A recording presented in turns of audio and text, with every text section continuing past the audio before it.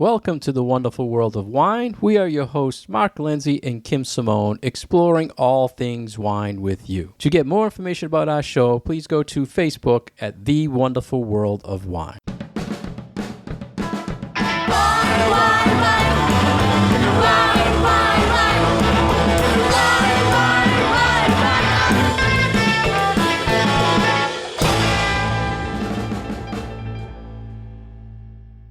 Hi, Kim. We got a lot of articles to talk about today. Well, there's a lot of stuff going on in the wine world right now. The first article is from the Napa Valley Register. And first off, I want to say this site annoys me, but they have great content. Do you notice anything when you go on it? Why does the site annoy you? At first, it comes up with a million surveys. It's one of those sites. Oh, yes, that's right. Did you notice that? Yeah. And then ads just pummel you. So you always, if you go to this site, just avoid the survey, get right to the content. Good stuff.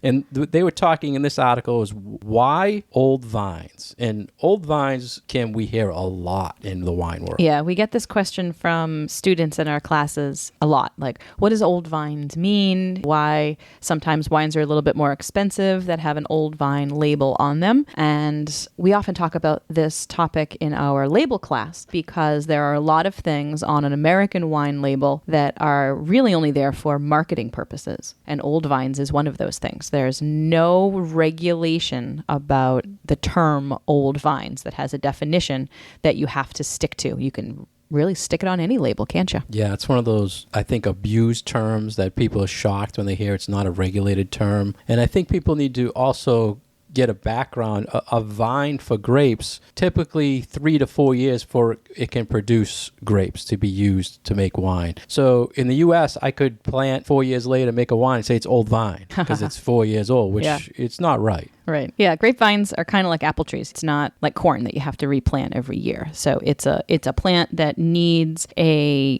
good structural system, a good root system, and does take a few years before it starts producing grapes that can be made into wine, but it has a lifespan. So most vines will produce pretty well from when they're 4 until they're about 20, 25. And then for a lot of grape varieties, that's sort of the end of the lifespan of that grapevine. But there are some grape varieties that do continue to produce better and better quality grapes as they get much older. And they might produce fewer bunches of grapes, but the quality of those grapes is going to be really, really good. And Zinfandel is one of those grape varieties, which is why you see a lot of old vine Zinfandel from California. Because what's happening is as the grapevine gets older, your grapes are much better. So your resulting wine is going to be a whole lot better, but there's going to be less of it. So it is going to be a little bit more expensive. In one of the regions in California, Lodi has adopted actually a regulation for a Lodi wine to say old vine. It has to have 50 years of aging. And I think that this is a good step for them to have taken because Lodi is the place where if you know anything about Zinfandel and really good quality Zinfandel,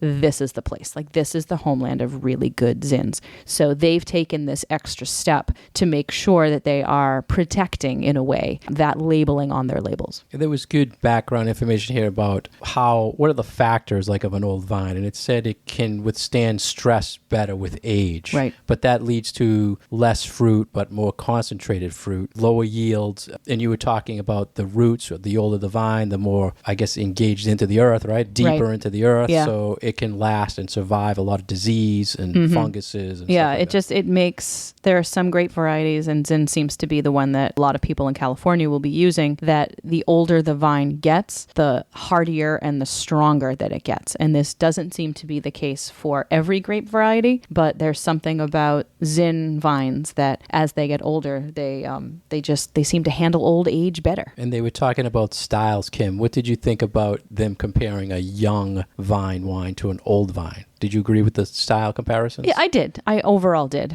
Usually for the younger ones, they're a little flashier, fruitier, a little higher acid. But for the older ones, you get more nuance. I think more concentration is the big thing too. It's like the flavor packs a bigger punch. What did you feel about their descriptions? I think they were saying the younger vines, more fruit driven, which is what most consumers are looking for nowadays. So as you said, the older vines, more going on, more concentrated fruit. There might be other fruits you're getting in there, so people might be thrown off not knowing that style. And I do see a trend where old vines was a hot thing due to Zinfandel. Now I think it's kind of dropped off a Yeah, little bit. I would say it was probably, what do you think, like 10 years ago? Yeah, Maybe And even when 20 years ago? When Zinfandel was like the go-to turkey wine, I think that's changed. So I think that also hurt the old vine movement. And there are other grape varieties too that California does well. And there are specific producers that will concentrate on Zin, but then will have other grapes that they will also use, something like Carignan, which is native to France and Spain, but also can age particularly well here in the U.S. if they've got some older vines on their property. And you mentioned earlier about the age of vines, like in the EU, when you hear someone in Spain say an old vine, they're probably 100, 150-year vines, and they look actually like trees, right? I mean, they're all huge. gnarled and kind of like creepy looking, and you look at them and you're like, how in the world can that produce any fruit? And it might only produce like literally 2 bunches of grapes, but the flavor of that fruit is amazing.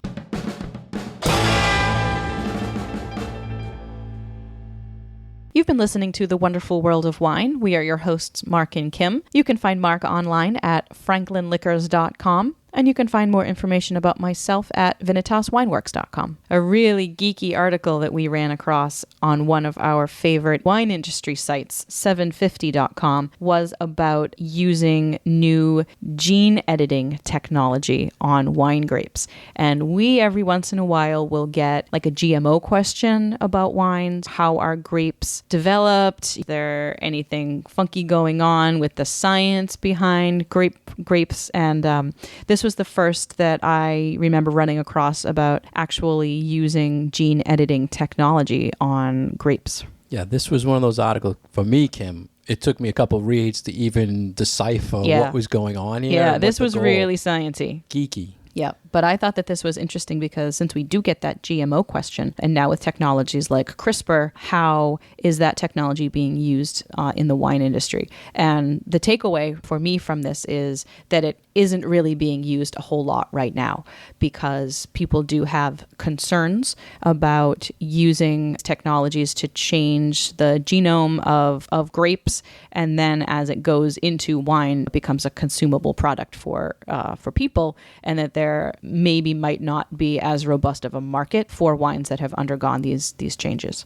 And a lot of it made sense in the fact that if they can isolate genes that are preventing disease, it saves a lot of money, and it's not really harming the production. Right. And it's a workaround. So it's using new technologies to do the things that humans have been doing to grapes for hundreds, if not thousands of years anyway. So usually what happens if a scientist is trying to make a new grape variety that they have one parent that produces really delicious fruit but is not very disease resistant, and then you have another parent that is very disease resistant but might not have the flavors that you're looking for. They will combine in just natural botanical ways of combining genes, just plant reproduction, and try to get to a plant that has all of the characteristics that they're looking for. So tastes really good and is also disease resistant. But this involves breeding the plants and planting the seeds and growing the grapes and trying to figure out which actual plant has the characteristics that you're looking for. In using a technology like CRISPR, you can actually go in and edit the individual genes and take out the problem gene, if you will, and create the genes in the plant that are resistant to disease and can improve crop sizes. And this is different from GMO altering because the difference here is that you're not adding anything from another species of plant. You're only working with that specific grape DNA. You're not adding anything from a virus. You're not adding anything from a strawberry. You're not adding anything from a salmon. You're just working within the context of the genome of the grape plant. The big challenge will be just public perception of if you tell someone. Absolutely. I think that's always like you get with the GMO thing. I don't know if people will accept it. Yeah. We talked in the past, Kim, about there was a winery, a quote winery, but it was called AVA Winery, and their tagline was wines without vines. So these guys are chemists and scientists, and they can take a wine and chemically analyze it and without grapes reproduce it. Right. So just using to me, water and acid liquids and alcohol and flavors. It's interesting because I was thinking, wow, it was crazy. And then they give a lot of examples how in everyday foods like vanilla, like 90% of the vanilla is not made with a vanilla bean. It's chemically made. Yeah. So when I was reading this article, I was relating to these people doing their molecular work. And I guess that's the way it's going. Yeah. Right. It's like you think of it like it's a Star Trek episode, and you've got reproducible food and, what is that the direction that we're heading in? But I think that you're absolutely right that the biggest hurdle probably will be consumer acceptability and getting these things are on the market. And I'll say things, this is still going to be wine that is naturally made and, still comes from real grapes. But how are the people who are in the sales force going to be able to present it to the consumers and present it to the market? And how is the market going to accept it? So what do you think, Kim? If you were presented with a grape in front of you, it was the size of a grapefruit, and they said it was modified, right? Or a grape that was the same looking grape, it just says it's won't get disease. Which would you accept? Well, I mean, I would want to know a little bit more about what's going on with that. I would be more inclined to accept something that maybe was altered using CRISPR technologies because I've read up a little bit about it and I'm not necessarily scared at this point about eating something like this, but I know a lot of people are. But I do like the idea of being able to work with the grapes so that you can figure out a way to have them more resistant to disease. Water and availability of water is going to be a big issue in the future with our climate. So that is something that scientists are working on. Grapes that don't necessarily need as much water as they do now. And crop size. So dealing with these issues and coming at it from a scientific background, these are real challenges that we are going to be facing in the future with food availability and with all these things that are happening within our climate. So be on the lookout for these wines possibly in the future. The reason I was kind of asking that, Kim, was I think if you told people we modified these genes of this grape, but we don't use pesticides anymore, I think they would accept. Maybe. I think it all comes down to perception and education and where is the risk that people think is involved in something like this.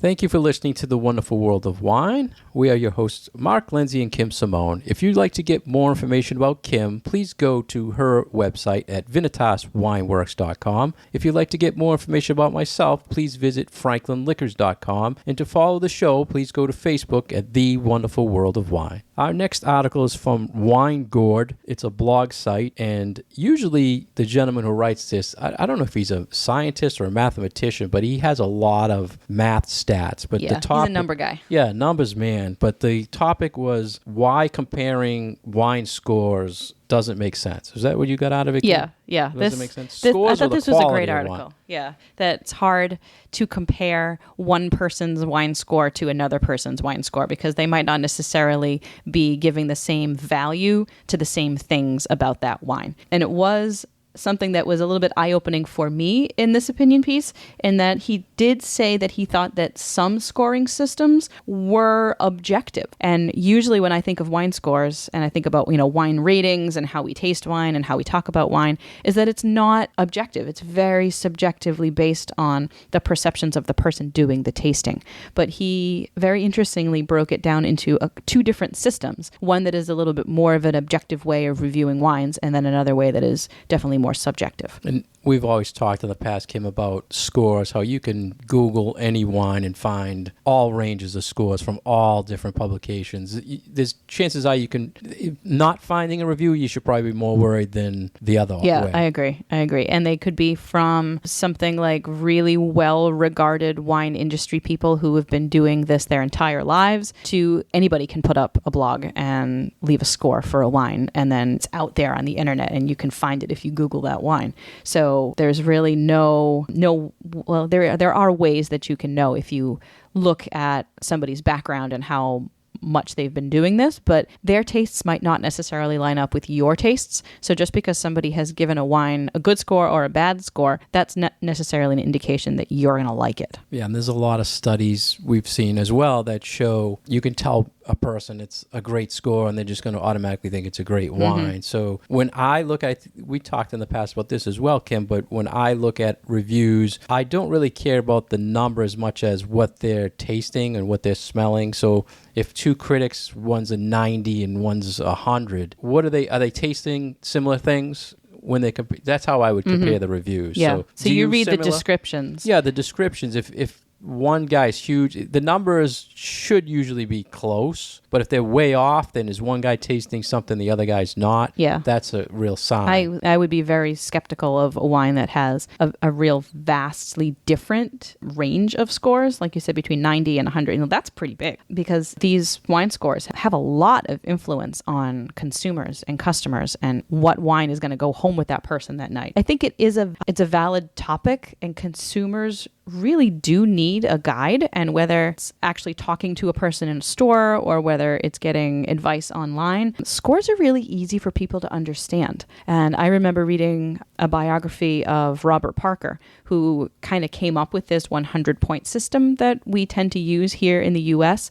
And what was interesting reading that, because he's an American and a lot of other wine critics, especially in the early 80s when he really came on the scene, were Europeans. So this 100-point system was really new, and he based it on how we score tests at school. So because the American school system, 100 is the best that you can do on a test, that's what he used. So it's very intuitive, I find, for Americans, that if you look at a 93, you just know that, oh yeah, that's an A, so this must be a good wine. And I thought that was an interesting thing to look at it from that perspective. We know what it means on a test, so therefore we probably know what it means on a bottle of wine. Yeah, and as a consumer, always research more. If you see one, you say, wow, that's a great score, but let me dig in a little more and see what someone else thought about, because you'll always find more than one review on a wine. Right. And I did think that it was important that he broke down that there are some ways that you can have a little bit more of an objective way of looking at a wine and giving a wine a score. And the systems that he was talking about are similar to what you use in your store, Mark, which is called Quinny, where it gives points for predefined characteristics. So you have a certain amount of points that you give for the acidity, and you have a certain number of points that you give for the body and the flavor and the length and the finish.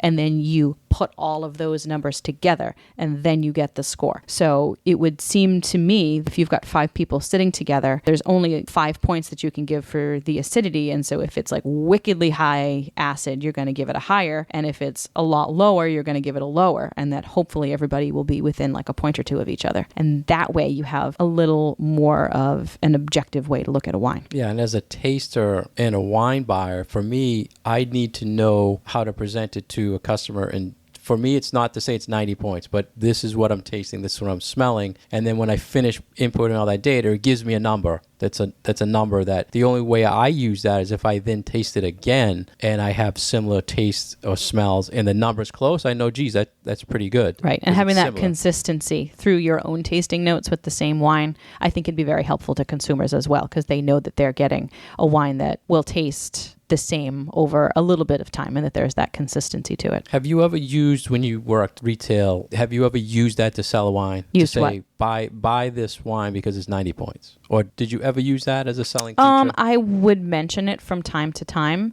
but I wouldn't necessarily have that be my go-to information that I give right off the bat about a wine. If somebody asks me about the points, then maybe we'll talk about it, but I wouldn't usually just give that info right up front. Yeah, I'm just trying to put an importance. I think sales to us as buyers, they push points a lot. Mm-hmm. And I don't want to be hit with that first. I mean, you bring a wine to me to try. I don't want to know that first. Yeah.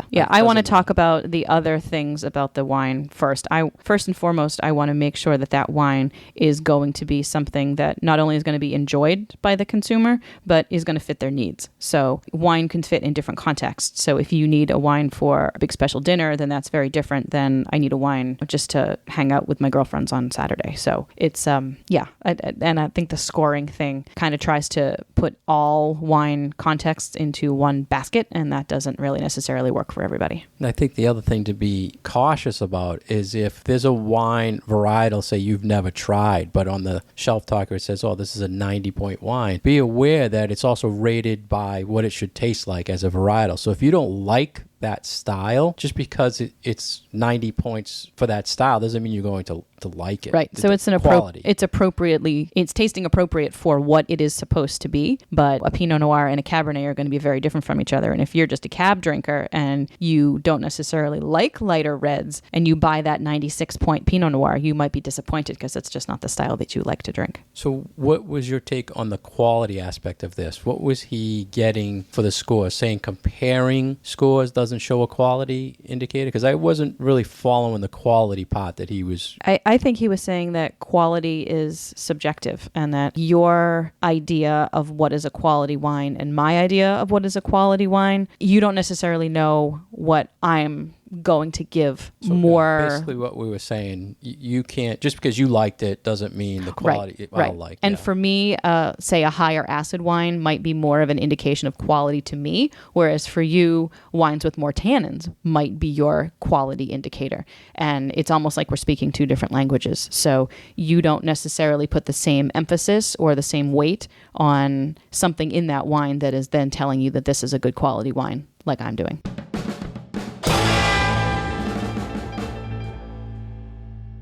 You're listening to The Wonderful World of Wine with your hosts Mark Lindsay and Kim Simone. You can find us on Facebook at The Wonderful World of Wine and find a little bit more about Mark at franklinliquors.com and find a little bit more about myself at vinitaswineworks.com. One of my favorite fun websites is called Atlas Obscura, and they have all sorts of just like wacky, interesting information from all over the place on there. And they just started a subgroup of interesting food and wine articles that they post a couple things a day, and it's always so fascinating. And one of the ones that they just asked a question about was, do people often buy the second cheapest wine on a wine list? And if so, why? And I thought this was really an interesting question to ask of people. Yeah, it's always an old advice that you hear about looking at a wine list, that people look at the high price one, the low price one, and they pick something in the middle, right. I guess. So like not usually the cheapest for whatever reason. Do they not want to look cheap, or do they think that it's really crummy wine if it's the cheapest one on the list? So people will go up a little bit and order the second least expensive, either by the glass or bottle on the wine list. And it's like, is this true, or is this an urban myth? And then they, put a poll out there and they ask this question of a lot of people. Yeah, and I find myself pretty much doing this, Kim. Do you? When probably every wine on that wine list, and you order the second least expensive. It goes back to, we know how they're calculating the markup. We talk about this in the past, but I don't want to get the most expensive because I know I could probably get it half price, right? And I don't want to get the least expensive because it's probably things in the mid-range that I've never tried before that I want to explore. So that's different, though. That's you looking for something that is a little bit unusual, and you're not looking at price first. Well, yeah, I'm still pretty much looking for the second cheapest thing on the menu. So I agree with this, and I guess do restaurants... They must assume this is public knowledge that people might not pick the lowest. So that might be their house glass wine. I think that plays into a little bit about this. So anyways, this article asked this question. They put out a poll, and then a few weeks later, they came back with some information and how people responded. And it seems from the numbers that a good portion of wine drinkers in restaurants will do this. Something between like 22 to 25% of wine drinkers will at least sometimes go for the second least expensive wine on the list. But interestingly, the way that most people said that they chose a wine was by asking somebody at the restaurant. So they asked their server, or if it was a restaurant that had a beverage manager or a sommelier, that they did ask those professionals for their recommendations and then often took them. So that made me feel good. It means that wine people who know something about wine are being asked for their opinion, and then that opinion is being taken by the diner. Yeah, I like that. I like that point. And I like that you found there was a second part of this article that I didn't even see. I wanted the answer. I'm like, what do people do? I didn't even see that. I just saw it end asking me what I thought. And I thought that's what we were going to talk about. But I agree with the server thing. My problem with the server thing is a lot of times there might be incentives for the server to recommend a wine to you. So this week, Kim, you're my boss. You're saying, Mark, this week we have to push J-Lo Chardonnay. We have a ton of it. So then as the customer, I say, what Chardonnay you recommend? You're going to say J-Law. So in turn, always ask the server why. Yes. Why are you recommending that to me? Do you personally like it? What do you get out of it? And if they bring it to you and what they told you doesn't taste like what they said, then give it back, right? But then they could also do the tricky thing. And if they have that wine that they need to move a lot of, what if they just put that wine as the second cheapest wine on the list? Yeah. I mean, I'm there are sure, other ways to do it. They know about these little things how buying habits. Absolutely. They're reading the same articles we're reading. Yep. So, Buying habits, ordering habits. These are important things that restaurants need to know because they're in the business of, they need to make some money too. So it's harder for us just because being in the business, when you're looking at a list, you're just trying to, I don't want to say it in a mean way, but I don't want to be ripped off. I don't mind the restaurant making some money, but major markups irritate me. If it's something I can't buy, if it's a restaurant label, second label, then I'll gladly pay. But do you feel that way when you shop? Yeah. And that is a little bit more how I will determine what I'm going to buy. If it's a wine that I really enjoy and I want to order it, then I'm going to order it, kind of regardless of what the price is.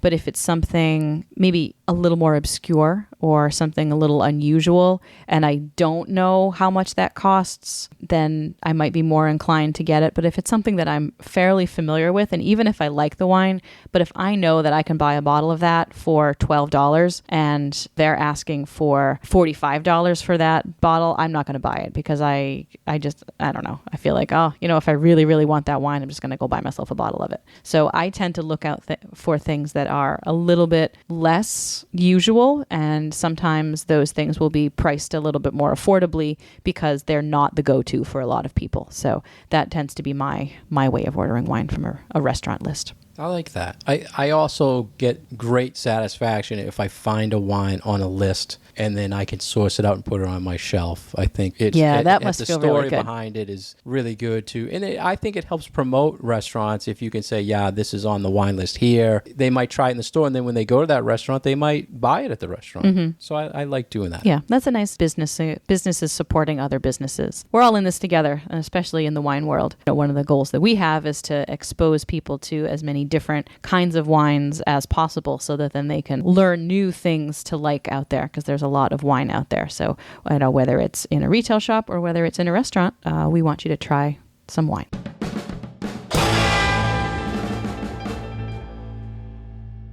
Thank you for listening to The Wonderful World of Wine. We've been your hosts, Mark Lindsay and Kim Simone. Please visit us on Facebook at The Wonderful World of Wine. You can get past episodes on there and leave us your questions and comments. We'll talk to you next week. Wine.